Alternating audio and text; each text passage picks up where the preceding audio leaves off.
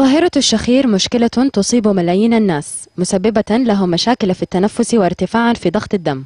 دراسة تايوانية حديثة حذرت أصحاب الشخير الثقيل من زيادة مخاطر إصابتهم بالتهاب المفاصل الروماتويدي واضطرابات المناعة الذاتية.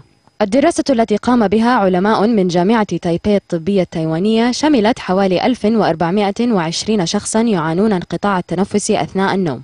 العلماء استنتجوا أن الأشخاص الذين يعانون الشخير أي انقطاع التنفس أثناء النوم هم عرضة للإصابة بالتهاب المفاصل الروماتويدي أو التهاب الفقرات التصلبي بنسبة 91%.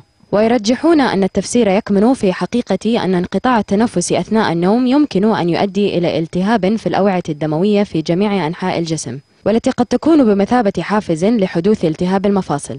إلى أن دراسات سابقة ربطت بين الشخير وخطر الإصابة بالنوبات القلبية، وأن الشخير يزداد عند المصابين بالبدانة 3 مرات أكثر من غيرهم. أما عن علاج الشخير فيتمثل أساسا في إنقاص الوزن إذا كان ذلك سببا. أما العلاج الأمثل والدائم للمشكلة فهو التدخل الجراحي الذي يبدأ بعلاج الأنف وكذلك البلعوم إذا كان هو سبب الانسداد، ولكن لا يوجد علاج جراحي للشخير إذا كان السبب عضويا. رشا خياط، العربية.